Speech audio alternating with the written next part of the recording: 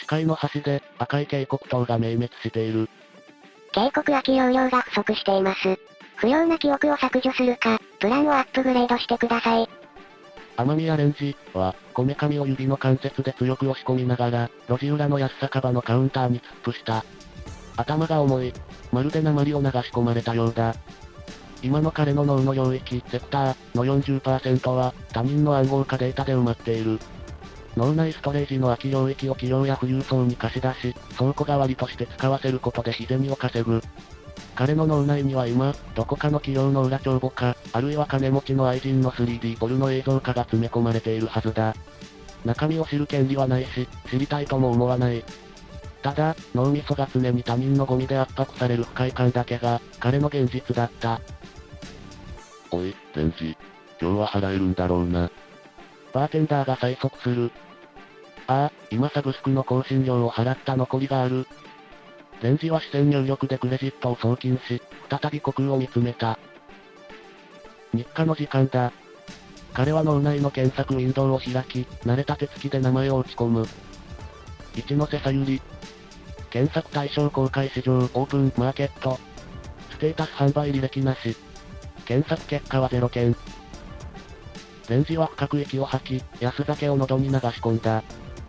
さゆりは、高校時代の同級生であり、初恋の相手だ。もし彼女が生活に困窮していれば、その美しい思い出や、あるいは彼女自身の思考プロセスを切り売りして市場に流しているはずだ。ここにはない。つまり、彼女はまだ自分の記憶を売らずに生きていける場所にいる。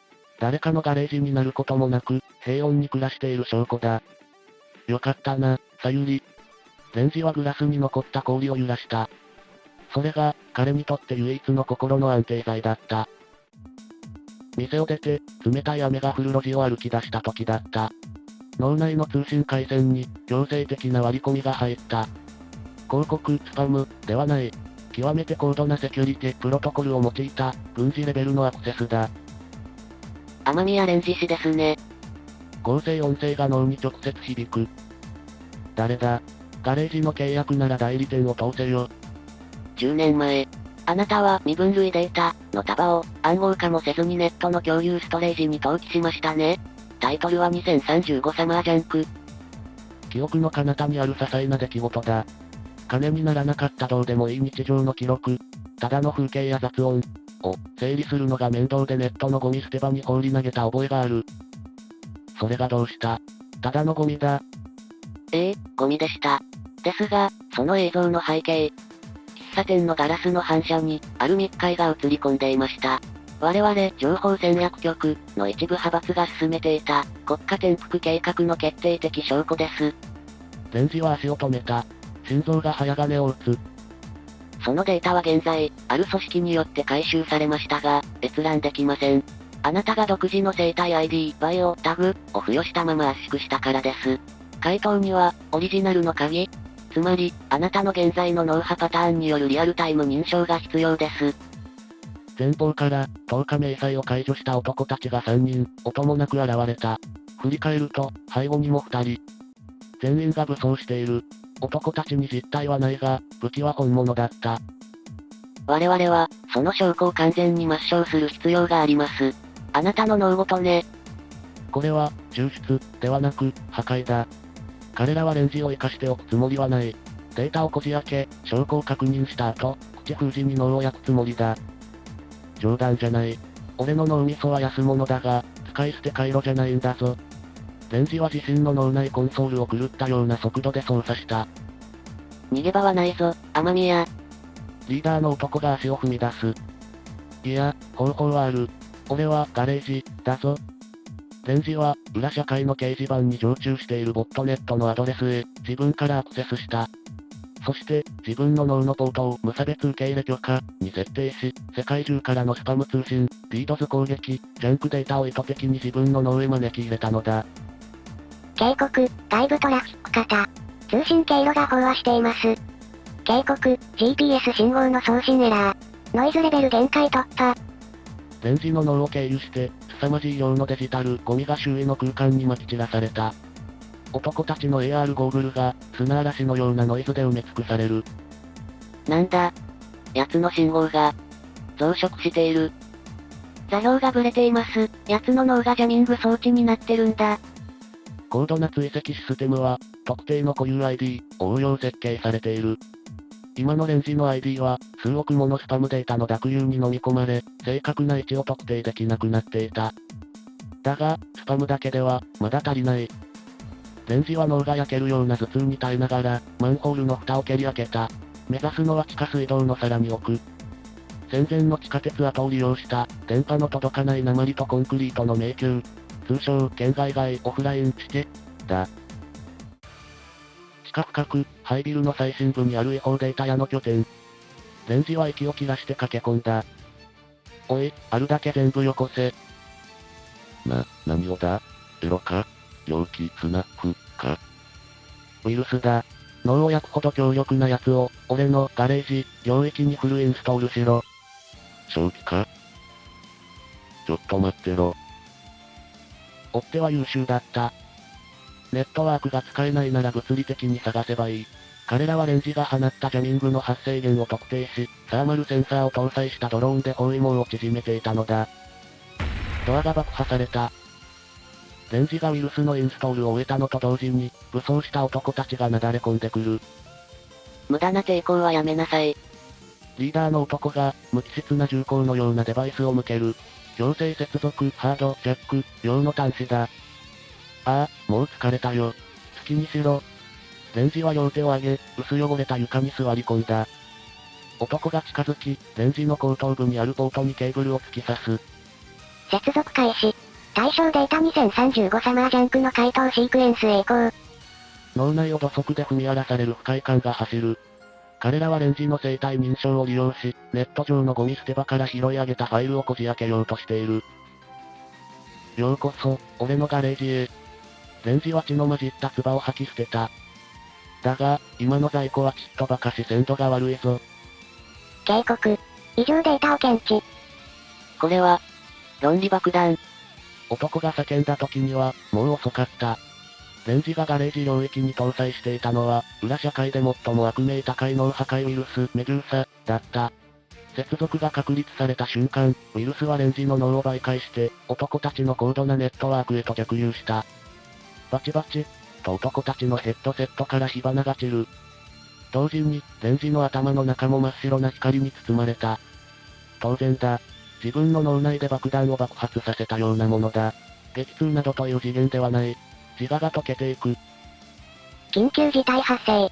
脳細胞の保護のため、メモリダンプ強制排出を実行します。脳内の防衛システムが最後の手段を発動した。ウイルスに汚染された領域を切り離し、脳そのものを守るため、記憶データの全てを外部ネットワークへと緊急放出し始めたのだ。ガレージの中身だけではない。レンジ自身の記憶も、ウイルスの侵食から逃れるために、次々とインターネットの海へ投げ捨てられていく。子供の頃、母に手を引かれた記憶。初めて自転車に乗れた道。安酒の味。借金の苦しみ。そして、さゆりの笑顔。ああ。流れていく。走馬灯のように駆け巡る記憶が、モニターの電源を切るようにプツンとブラックアウトし、外部サーバーへと拡散していく。だが、これでいい。奴らに脳を焼かれて死ぬよりはマシだ。記憶は消えるわけじゃない。ただ、俺の手元から離れていくだけだ。レンジの意識は、そこで途切れた。目が覚めると、そこは白一色の部屋だった。高級医療ポットの中だ。体の痛みはない。頭の中も、かつてないほど軽かった。あまりにも、軽すぎた。